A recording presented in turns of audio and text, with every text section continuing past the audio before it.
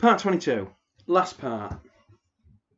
Never all that happy about last parts, to be honest with you. Especially when I've enjoyed something. I think, oh, it's over. But we've got a lot to do. And of course, there's always Volume 2. However, let's remind you of the competition. If you tweet someone that you think will like Part 1, their name goes into the hat to win the very copy of Volume 1 that I've been reading these last few weeks. And then you generous, beautiful person, you get to go into the hat to win a copy of Volume 2. Competition. Spread the word. There we go. But here we go. Part 22.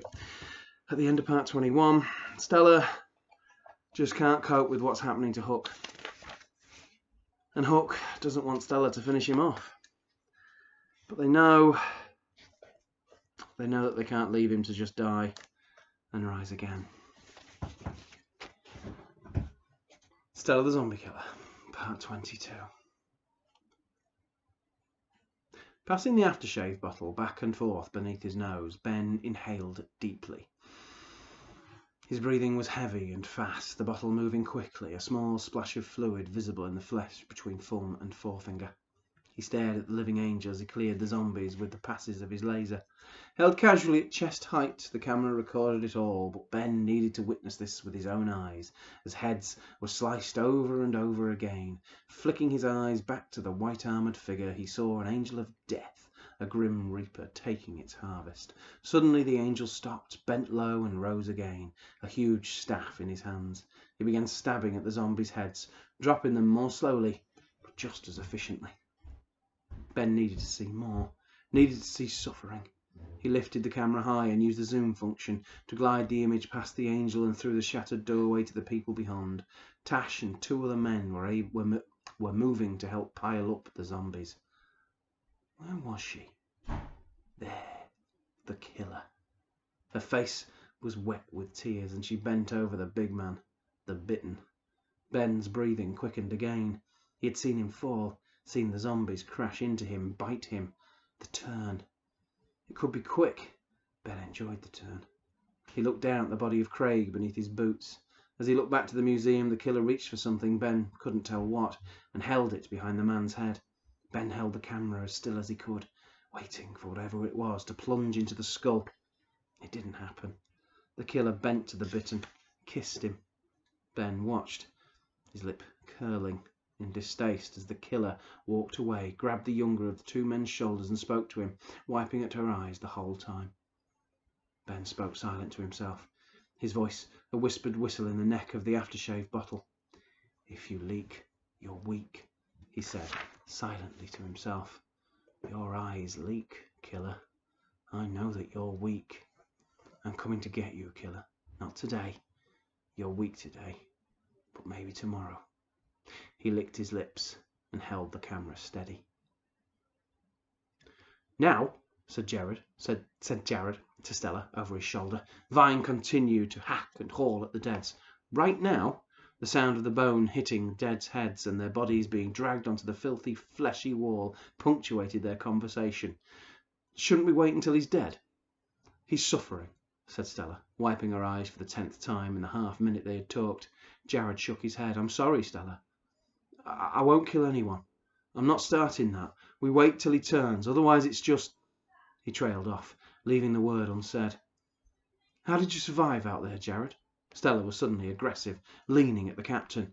He backed away from her, instinctively feeling for his jaw, still sore a week after her wake-up punch. "By not killing," he said to her. "By staying human when everyone else was turning savage. I saw them, Stella, the killers. They weren't living. They weren't even surviving. I always swore I wouldn't be a killer." "Your army," Stella said. She said it flatly, as if it were illogical to make any kind of moral protest. "That's different. That's war." "This is war." "No, it's not. This is survival.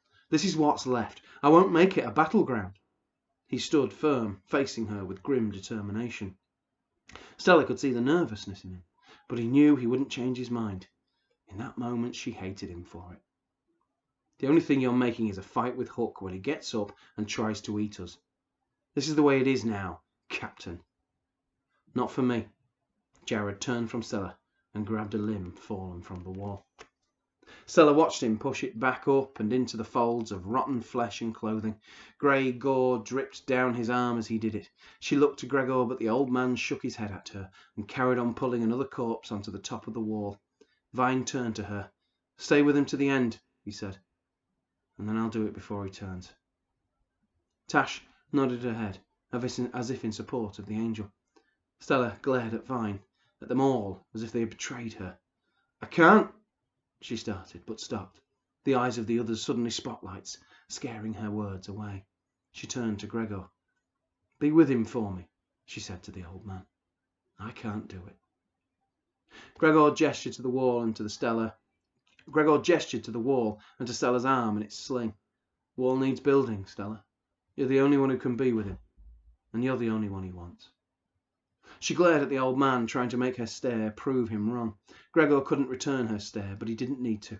Her shoulders sagged as she accepted the truth. Hook opened his eyes as she stood over him, noticing that her warmth was gone, replaced by her usual cold distance. He smiled widely.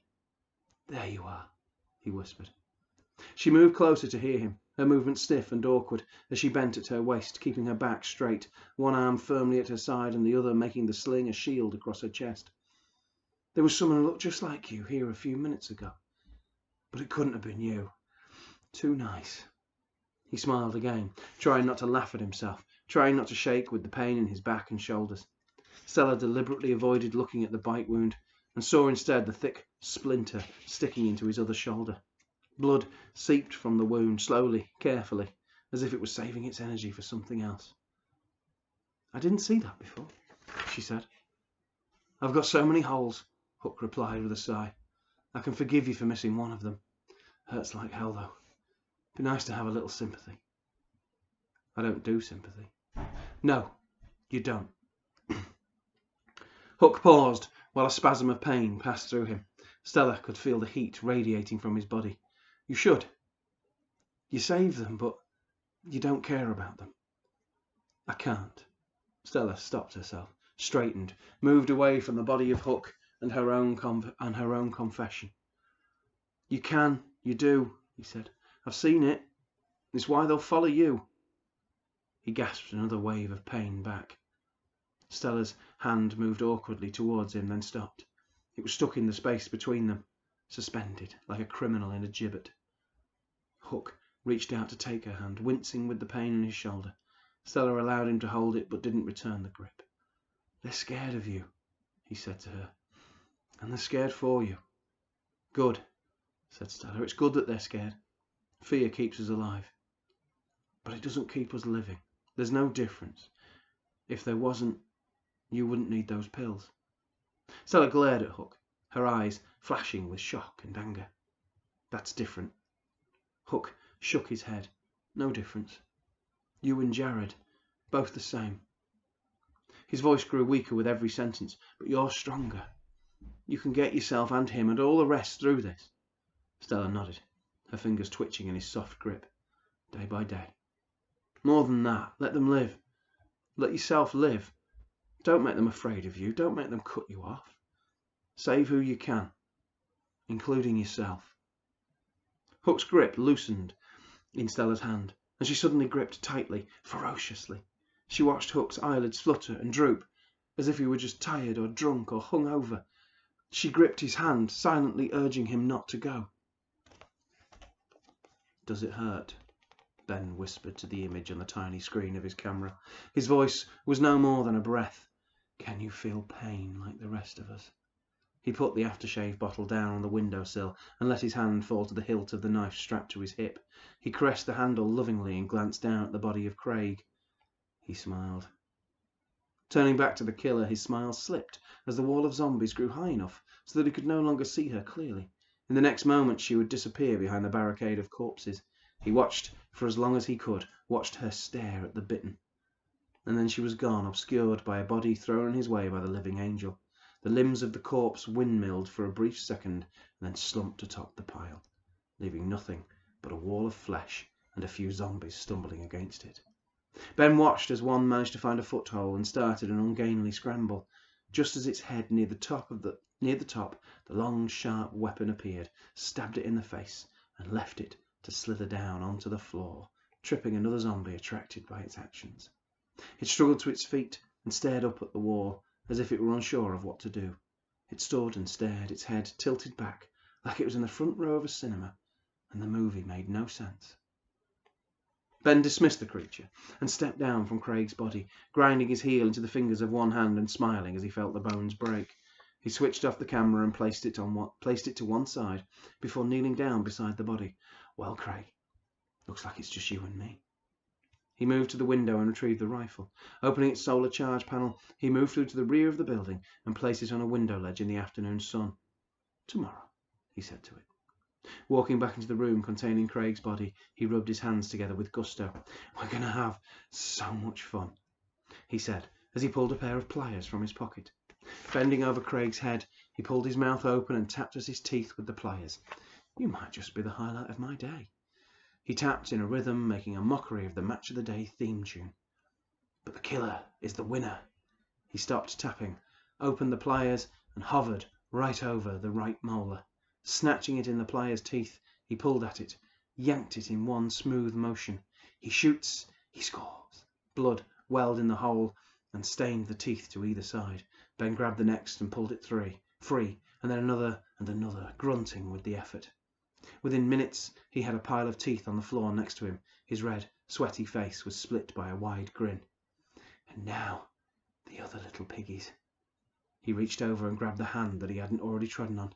Holding the little finger first, he looked at Craig's dead face. "This little piggy went to market," he said in a sing-song voice before pulling the finger back and snapping it at the knuckle. He grabbed the next finger. "This little piggy had roast beef." He snapped the next. "This little piggy had none." Another finger broken. "And this little piggy stayed home." Ben paused as he held the forefinger. "Do you know, I think I got it the wrong way round. I'm sorry about that, Craig. I really am." He snapped the finger savagely, bending it and crushing it until every bone was broken. Then he could feel the fragments grinding together beneath the skin. "Tell you what, I'll make up for it. I'll leave the thumb unbroken. How about that?" Craig didn't respond. "I'll take that as a yes," said Ben happily. He took the knife from his hip and held the blade at the base of the thumb. "This won't hurt a bit."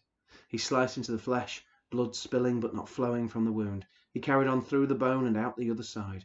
He held up the thumb, inspecting it closely. Suddenly, he ran it up the body's arm, and this little piggy went wee wee wee all the way home.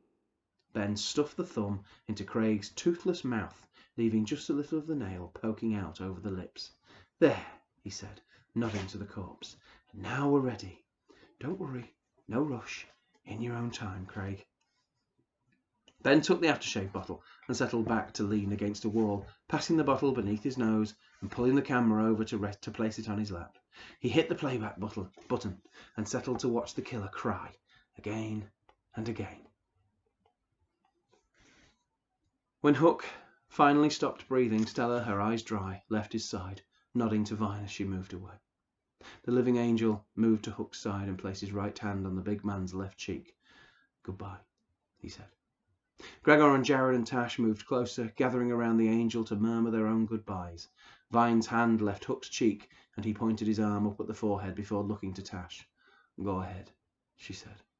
The flash of red was there and gone in a microsecond, but it left a streak of red light in their vision that lasted for several more seconds. The neat hole on Hook's forehead and the passage bored by the laser made sure he would not rise again. And that is the end of Stella the Zombie Killer, Volume 1. Please do look out for Volume 2. Please do remember the competition. Cheers.